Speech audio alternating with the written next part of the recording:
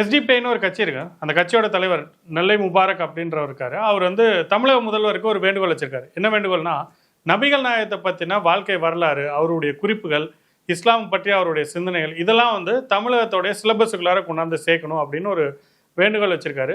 மு.க.ஸ்டாலின் அவர்கள் பார்த்தீங்கன்னா மனம் மகிழ்ந்து, நாங்கள் ஆல்ரெடி இதுக்கான எல்லா ஏற்பாடுகளையும் செஞ்சுட்டோம், இனி அடுத்தடுத்த வருஷம் வரக்கூடிய சிலபஸஸில் நபிகள் நாயகத்தை பற்றின குறிப்புகள் வந்து தமிழக பாட புத்தகத்தில் கண்டிப்பாக வரும் அப்படின்னு சொல்லியிருக்காரு.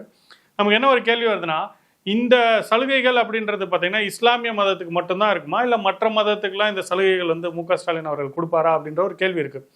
ஏன்னா இந்த கட்சியோட வரலாறு அப்படின்னு நீங்கள் பின்னோக்கி நீங்கள் பார்த்தீங்கன்னு வச்சுக்கோங்களேன், என்னைக்காவது இந்து மதத்துக்கு ஆதரவான ஒரு விஷயங்கள் செஞ்சிருக்கோன்னு பார்த்தீங்கன்னா கிடையவே கிடையாது. மாற்றாக இந்து மதத்தை எந்த அளவுக்கு பழிச்சு பேச முடியுமோ, எந்த அளவுக்கு தரக்குறைவாக பேச முடியுமோ அந்த அளவுக்கு பண்ணியிருப்பாங்க. மு.க.ஸ்டாலினே நீங்கள் எடுத்துக்கோங்க, ஒரு திருமண மண்டபத்தில் போய் ஒரு திருமண நிகழ்ச்சியில் இந்து மத சடங்குகளை பற்றி ரொம்ப தரக்குறைவான விமர்சனங்கள் பண்ணியிருக்காரு. ஒரு தடவை கூட அதுக்கு வந்து அவர் மன்னிப்பு கேட்டதே கிடையாது. அவருடைய மகன் சனாதன ஒழிப்பு மாநாடு, இந்து மதத்தை அழிக்கிறதுக்கு ஒரு மாநாடு போட்டிருக்காரு. ஒரு அரசியல் கட்சியோட தலைவராக இருந்து, சட்டமன்ற தலைவராக இருந்தும், எந்த மக்களுக்கும் தீங்கு செய்ய மாட்டேன்லாம் சொல்லியும் இருந்தும் நான் வந்து இந்து மதத்தை அழிப்பேன் அப்படின்னு ஒரு மாநாடு வந்து நடத்திருக்காரு. அதுக்கு தலைமை தாங்கியும் நடந்திருக்காரு. இப்படி உங்களுடைய வரலாறு எப்பயுமே இந்து மதத்துக்கு எதிராக தான் இருக்கும்பொழுது, இஸ்லாமிய மதத்தில் இருக்கக்கூடிய ஒரு ஆன்மீக பெரியவரை பற்றின குறிப்பு கொண்டாடுறாங்களே, இது இந்து மதத்துக்கெல்லாம் ஏன் இந்த ஒரு ஓரவஞ்சனை அப்படின்ற ஒரு கேள்வி நார்மலாகவே எழுது. இப்போ இந்து மதத்தை இந்தியாவிலேயே தோன்ற இந்து மதங்கள் பார்த்தீங்கன்னா பல ஆன்மீக பிரிவுகள் இருக்குது. இப்போ சைவம் இருக்குது, சமணம் இருக்குது, பௌத்த மதம் இருக்குது, அதே மாதிரி வைணவ மதம் இருக்குது. இதில் பல ஆன்மீக சிந்தனைகள் இருக்குது. இதில் பல ஆன்மீக பெரியவர்கள் இருந்திருக்காங்க. இந்த எல்லா பெரியவர்களுடைய தொகுப்பெல்லாம் நம்ம ஊர் பாடத்திட்டத்துக்குள்ளார கொண்டு வந்து கொடுப்பாங்களா அப்படின்றது ஒரு பெரிய கேள்விக்குறியாக தான் இருக்குது. இப்போது திருமூலருடைய திருமந்திரம் எடுத்துக்கோங்களேன், பல விஷயங்கள் சொல்லியிருக்கு.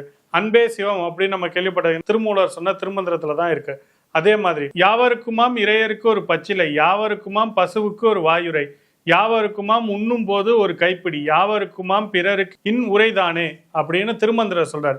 இதுல எந்த விதத்துல ஆன்மீகம் இருக்குன்னு சொல்லுங்க. இதுல ஏதாவது கடவுளை பத்தி சொல்லியிருக்காங்களா? ரொம்ப எளிமையா என்ன சொல்றாங்கன்னா, நம்ம சாப்பிடும்போது ஒரு கைப்பிடி இல்லாதவங்களுக்கு எடுத்து வைக்க முடியும், சோகத்துல இருக்கவங்களுக்கு ஆறுதல் தெரிவிக்கணும், பசுவுக்கு உணவு கொடுக்கணும். இது ரொம்ப எளிமையான விஷயம். இதுல உலகளாவிய ஒரு அன்பு சார்ந்த ஒரு தத்துவத்தை கொண்டாந்து வைக்கிறாங்க. இந்த மாதிரியான இந்து மதத்துல சொல்லக்கூடிய ஆன்மீக கருத்துக்களை கொண்டாந்து 10வது பாட புத்தகத்திலையோ இல்லை ஒரு 12வது பாட புத்தகத்திலையோ மு.க.ஸ்டாலின் வைக்கிறதுக்கு முயற்சி பண்ணுவார். ஆனால் கண்டிப்பாக கிடையாது.